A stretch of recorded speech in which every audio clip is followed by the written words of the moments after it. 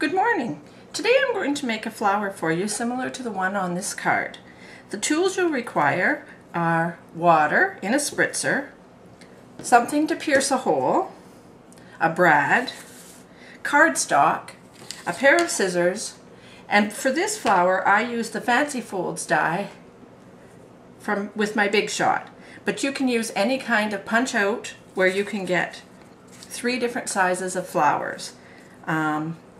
You use 4 of the large, 3 of the middle, and 3 of the small.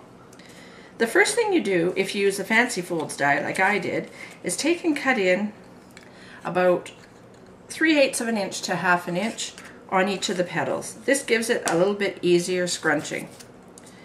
Then what you do is you take your piercing tool and you pierce a hole in the center of each of the flowers.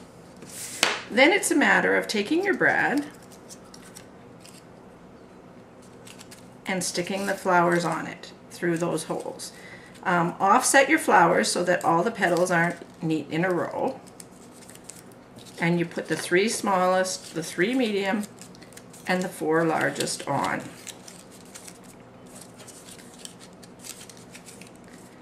Like I say, offset them, skew them around, just so that they look like real petals on a rose.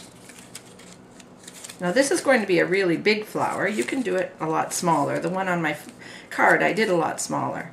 Now when you get them on the brad, simply bend the back of the brad back. Now the fun starts. Take your water and really soak them. Now when they're really wet, they'll bend and scrunch really easily, and scrunch each of the petals up individually.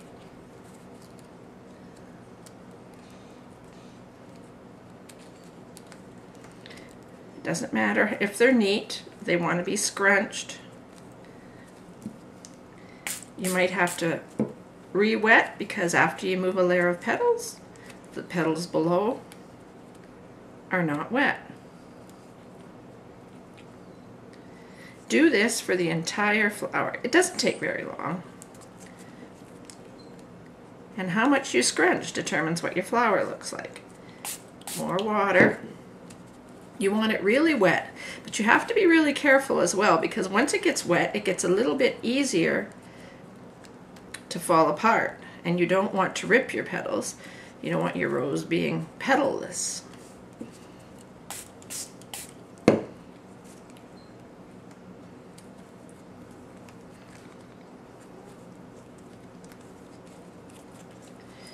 Now you're just kind of moving them into what looks like a bud.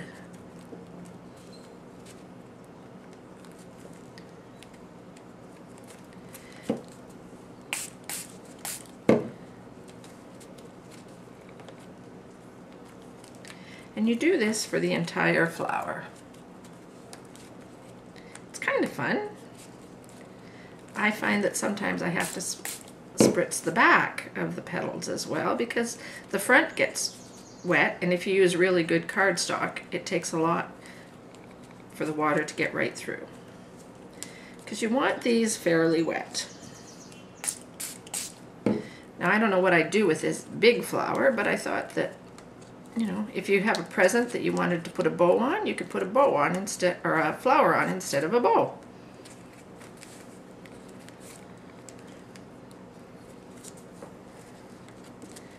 Almost there.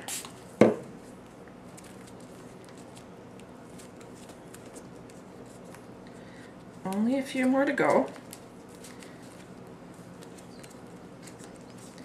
Really scrunch them. Really work these flowers.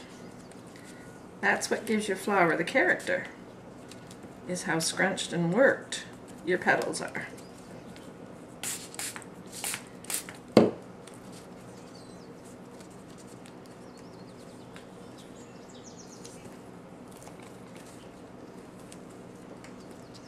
Now you can try them using less petals, more rows of flowers. I just found that this number seems to work pretty good.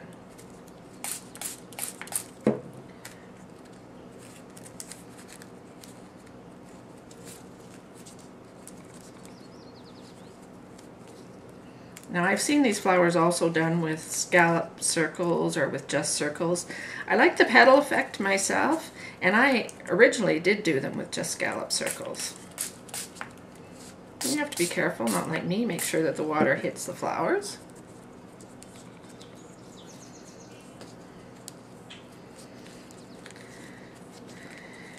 Now a lot of you probably know how to do this, but it's just a little bit of a refresher. Work your ball, and when you're finished all the scrunching, this is what it looks like. Now I always give it a little bit more water, and then you start opening and forming the petals. Now they can form, however you form them, they're pretty much going to stay once they dry. But that's the secret, having them dry.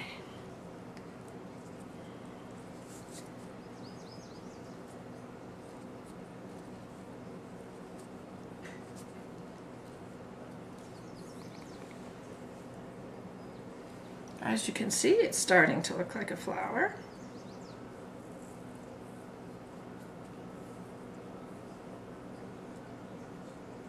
Now the other thing that I do is I don't open the really center petals too far.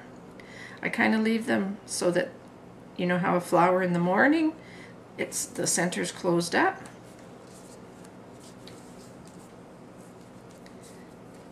And there you go. That's the entire flower. It's ready to, once it dries, to put on a parcel, on a card, depending on the size you made. Now if you want to speed up the drying, you can use a heat tool. I don't really like it so well because it doesn't seem to keep its character quite as much.